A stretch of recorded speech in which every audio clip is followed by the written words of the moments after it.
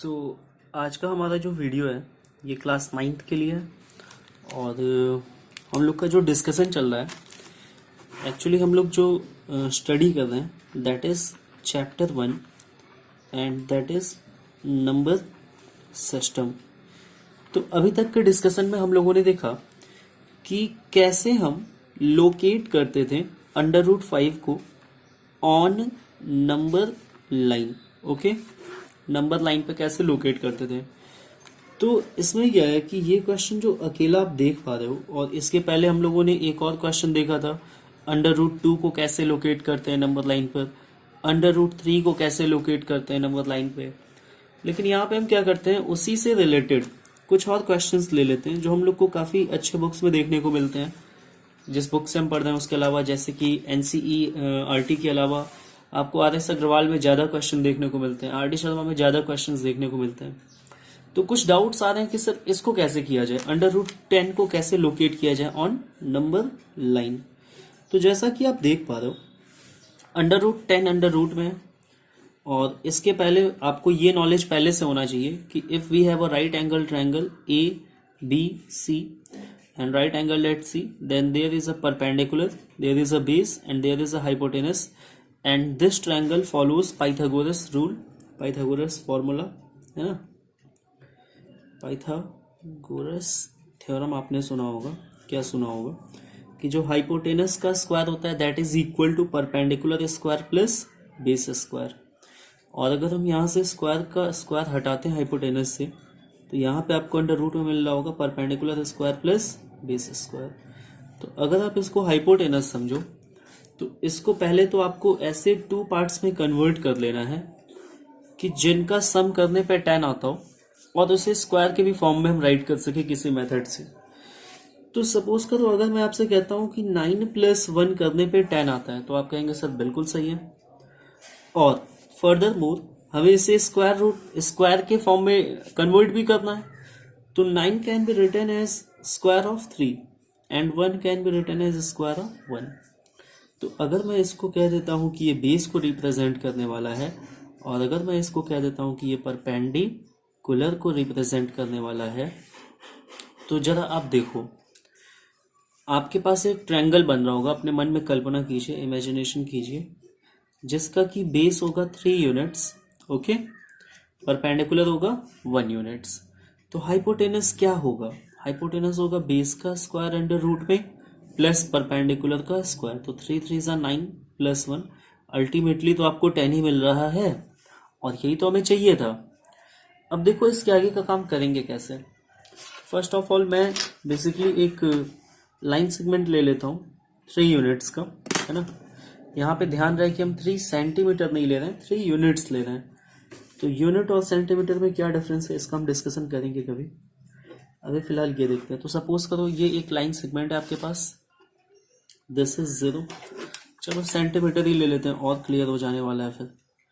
तो यहाँ से आपको सेंटीमीटर में आप देख पा रहे होंगे this is 1, this is 2, this is 3, this is 4, this is 5। तो बेसिकली हमें जो बेस लेना रहता है यहाँ पे वो कितने का लेना है, 3 यूनिट्स का। This is 1, this is 2, this is 3, this is 4, 5 and आगे भी होंगे नंबर्स, ओके। तो हमें ज़रूरत क्या है, 3 यूनिट्स तक जाना है। तो चलो एक हमने क्या किया, नंबर ले लिया, बेस ले लिया 3 यूनिट्स तक का, ओके।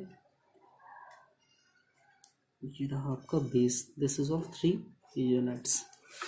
और फिर मैं इस पे परपेंडिकुलर लेता हूँ 1 यूनिट का, है ना।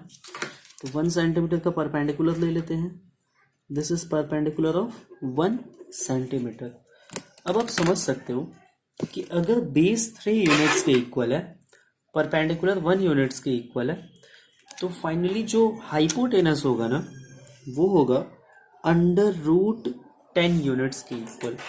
और ये कैसे हुआ, ये हम लोगों ने अभी के डिस्कशन में देखा।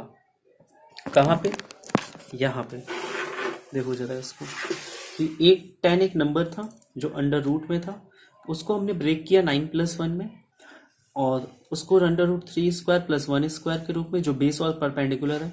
और बेसिकली ये जो इक्वल होता है ये हाइपोटेनस के इक्वल होता है। और हाइपोटेनस हमारे लिए यहाँ पे किसका रोल प्ले कर रहा है, 10 का, √10 का। अब देखो, अब यही सबसे प्रॉब्लम वाली बात थी, बहुत सारे बच्चों को यही नहीं समझ में आता सर इसके बाद क्या करना है।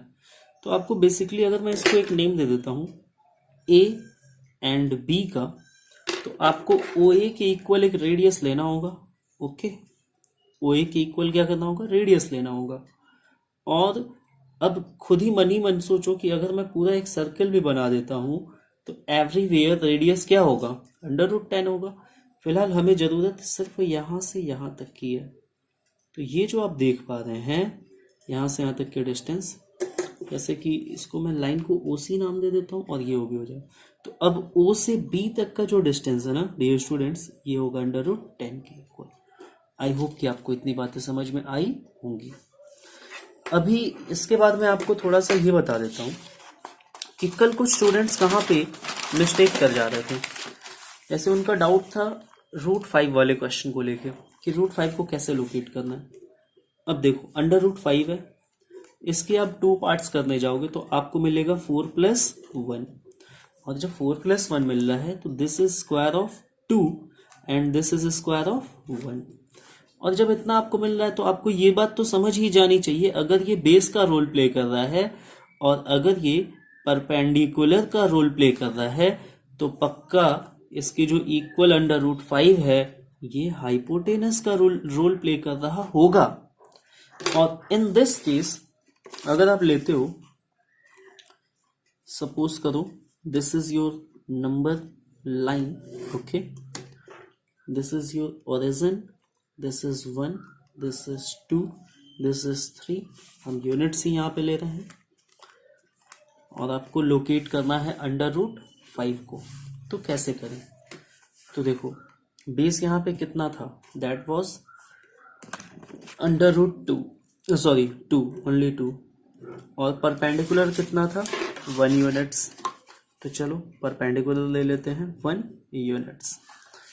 और अब आप देख पा रहे होंगे कि अगर मैं इसको एक नाम दे देता हूँ ए बी और ओ ए को मिला देता हूँ, है ना, तो ओ ए बेसिकली किसको रिप्रेजेंट कर रहा होगा, √5 को रिप्रेजेंट कर रहा होगा। और ये आपको समझना पड़ेगा कैसे रिप्रेजेंट कर रहा होगा, पाइथागोरस के थ्योरम से। पाइथागोरस का थ्योरम क्या है, बेस जितना यूनिट है उसका स्क्वायर प्लस परपेंडिकुलर जितना यूनिट है उसका स्क्वायर, और उन दोनों को अंडर रूट में रखना है, वही हाइपोटेनस के इक्वल है। तो अगर ये √5 है और इसको मैं एक सर्किल का रेडियस मान लेता हूं, तो एवरीवेयर ना जहां कहीं भी ये जा रहा होगा ऐसे √5 ही बना रहा होगा। तो क्या अगर ये ओ ए जो है ये, एक मिनट, हाँ अब सही है, अगर ये जो ओ ए है इसका मैं एक आर्क लगाता हूँ, आर्क, तो जब ये नंबर लाइन को कट कर रहा होगा ना जहाँ पे, वहां से स्टार्टिंग से लेके वहां तक की डिस्टेंस √5 यूनिट ही तो होगी। यही तो आपको समझना है। अब कंफ्यूजन क्या हो रहा था कुछ बच्चों को, वो सीधा एक स्ट्रेट लाइन मिला दे रहे थे, वो गलत है, वैसा नहीं करना है। आई होप कि आपको ये बातें समझ में आई होंगी।